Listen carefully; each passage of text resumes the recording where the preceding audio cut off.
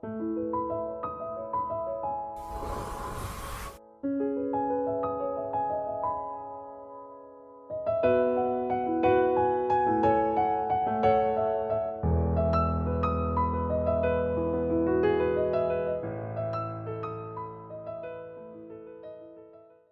tive um privilégio muito grande,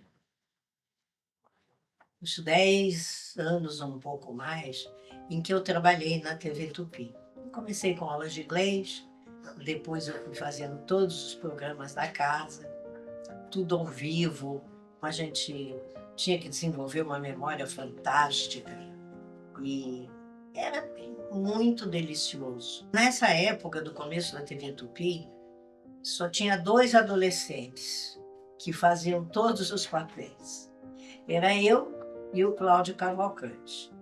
Algum tempo depois, eu acho que já em 58, por aí, também a gente teve a participação da Sueli Franco. E era muito doido, porque todo dia na TV Tupi, depois que ela foi para o Cassino da Urca, e tinha os 2 grandes estúdios e um pequeno, tinha programa ao vivo todos os dias da semana, de segunda a domingo.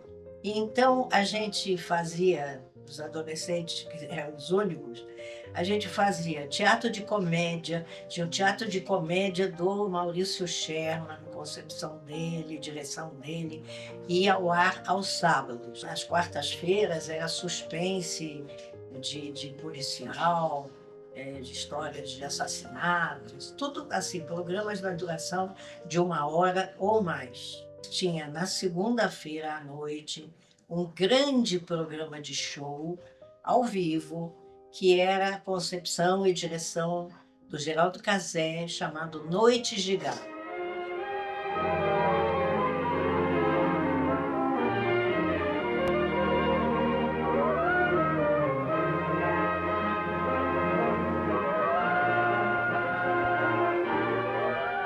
Como ali tinha no auditório, com 2 andares, né, um andar de baixo e em cima um balcão grande, onde cabia muita gente, e um palco. Então tinha shows de música, alguns esquetes engraçados, tinha um programa chamado, não sei o que, Tonelux, e patrocinado pela Tonelux, e uma grande vedete da época, Virginia Lane, que fazia show de vedete, com muitos cantores, com muita música, bailarinos, era um sucesso. É um nó, tá ligando. Todo mundo leva a vida no arame. E o Noite de Gala, especificamente, que eu trabalhei bastante, do Geraldo Cazé, era um programa com esquetes e principalmente muitos cantores, cantoras, grupos de música. E ele trazia muita gente do exterior. Aí, como eu era a poliglota da história, eu falava francês, alemão, português, claro, inglês. Então, eu fazia as entrevistas. Eu entrevistei Nat King Cole, Sacha Distel, fazia muito sucesso na França, Lina Horne, uma grande cantora também, americana, Neil Sedaka, e inúmeros outros, e eu fazia as entrevistas e traduzia. E teve um programa criado na verdade, um quadro, que era gravado, concepção do Fábio Sabaio, Os Jograis, que eram os 3, Roberto de Cleto, Paulo Padilha e eu, e sempre nós recitávamos como jogral poemas, pequenos esquetes, né? E isso era um quadro que não ia ao ar toda semana, mas era um quadro do Noite de Gala. Tinha um programa às segundas-feiras, que entrava depois do Noite de Gala, era a grande sacada. Concepção do Sérgio Brito e do Fernando Torres. Trabalhavam também juntos com a Natália Timberg e com a Fernanda Montenegro e o Aldo de Maio, grandes atores. Os roteiros eram feitos, adaptados para a televisão, pelo Manuel Carlos. E era um primor.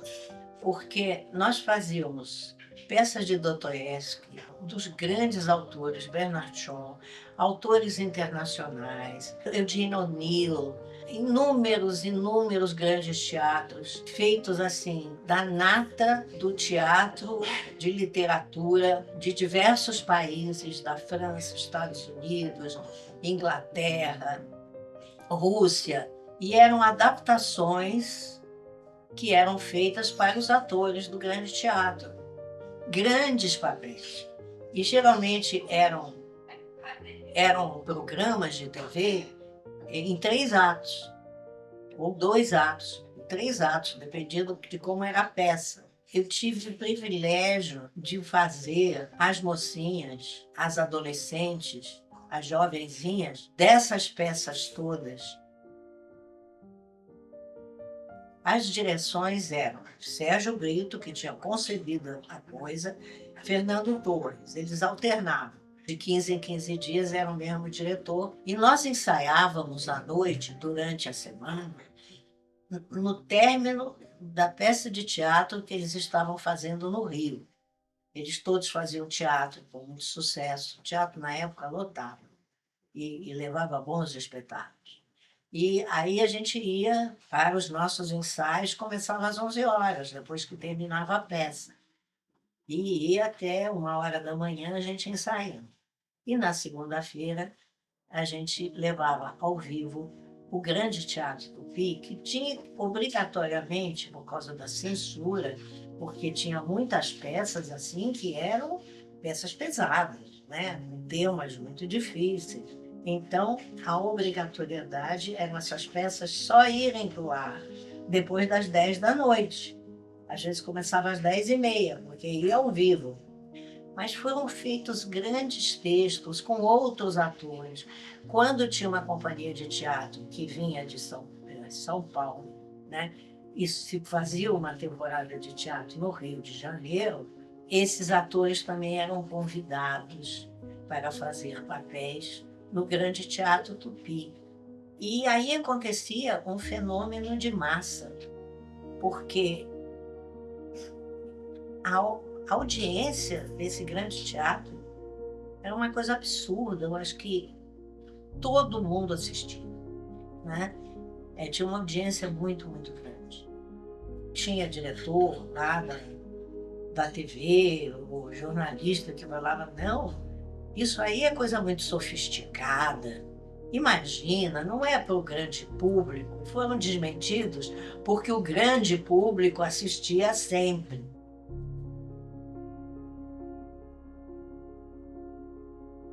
E no dia seguinte, da minha participação em um grande teatro, acontecia uma coisa incrível.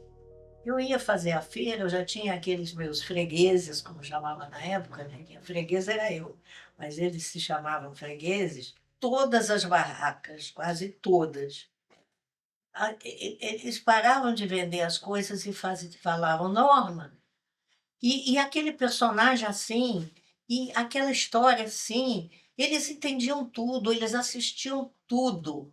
Veja bem, o povo que acorda às 4h da manhã ficava assistindo o Grande Teatro Tupi, que muitas vezes terminava à 1 da madrugada, mas eles não perdiam um. E as pessoas na época digeriam Bernard Shaw, digeriam Dostoiévski, digeriam Sartre, digeriam Molière, com prazer. Todos esses autores, eles sabem contar uma história, gente. Eles sabem capturar a atenção da gente.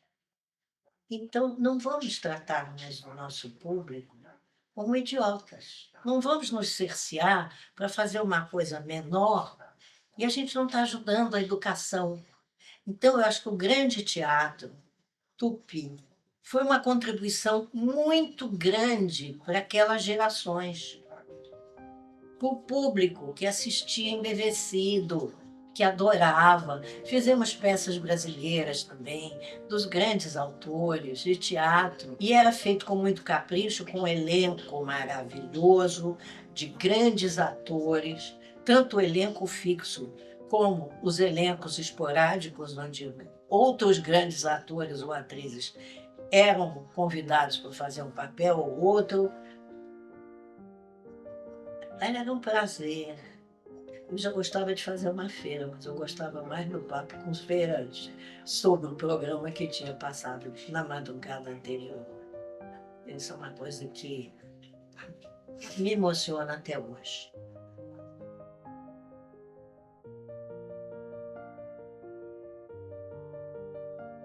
O privilégio que foi para mim aprender, porque eu prestava muita atenção, eu era adolescente, mas a gente ensaiava a peça inteira e depois nas cenas também, a gente ficava, se não estivesse em cena, você estava ali do lado, né, vendo a cena de monstros sagrados, como Fernanda Montenegro, Natália Timber. Era uma escola para mim. Eu não frequentei escola de teatro, não tinha na época, mas eu era um observador de como elas interpretavam.